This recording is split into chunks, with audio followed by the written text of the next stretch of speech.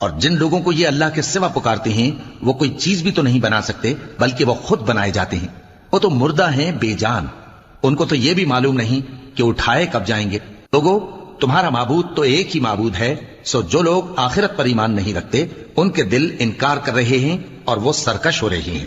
یہ جو کچھ چھپاتے ہیں اور جو ظاہر کرتے ہیں اللہ ضرور اس کو جانتا ہے.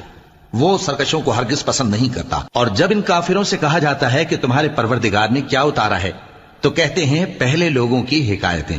اے پیغمبر ان کو بکنے دو، یہ قیامت کے دن اپنے اعمال کے پورے بوجھ بھی اٹھائیں گے اور جن کو یہ بے تحقیق گمراہ کرتے ہیں ان کے بوجھ بھی اٹھائیں گے. سن رکھو کہ جو بوجھ یہ اٹھا رہے ہیں برے ہیں. ان سے پہلے لوگوں نے بھی ایسی ہی مکاریاں کی تھیں تو اللہ کا حکم ان کی عمارت کی بنیادوں کی طرف سے آ پہنچا اور چھت ان پر ان کے اوپر سے گر پڑی اور ایسی طرف سے ان پر عذاب آ واقع ہوا جہاں سے ان کو خیال بھی نہ تھا. پھر وہ ان کو قیامت کے دن بھی ذلیل کرے گا اور کہے گا کہ میرے وہ شریک کہاں ہیں جن کے بارے میں تم جھگڑا کرتے تھے.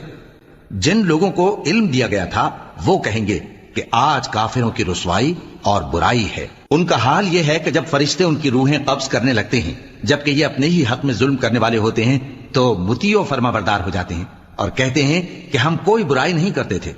ہاں جو کچھ تم کیا کرتے تھے اللہ اسے خوب جانتا ہے.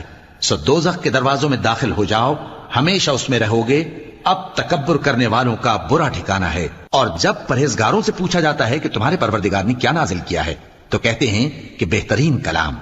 جو لوگ نیکوکار ہیں ان کے لیے اس دنیا میں بھی بھلائی ہے اور آخرت کا گھر تو بہت ہی اچھا ہے اور پرہیزگاروں کا گھر بہت خوب ہے. وہ بہشت جاویدانی جن میں وہ داخل ہوں گے ان کے نیچے نہریں بہ رہی ہیں، وہاں جو چاہیں گے ان کے لیے میسر ہوگا. اللہ پرہیزگاروں کو ایسا ہی بدلہ دیتا ہے.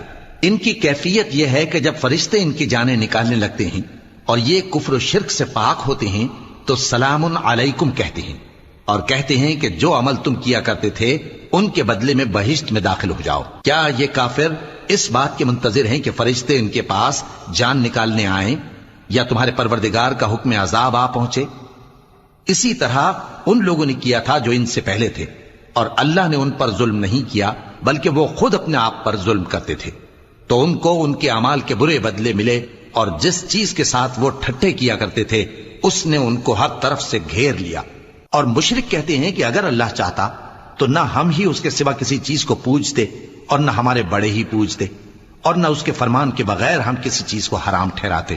اے پیغمبر اسی طرح ان سے اگلے لوگوں نے کیا تھا تو پیغمبروں کے ذمے اللہ کے احکام کو کھول کر سنا دینے کے سوا اور کچھ نہیں.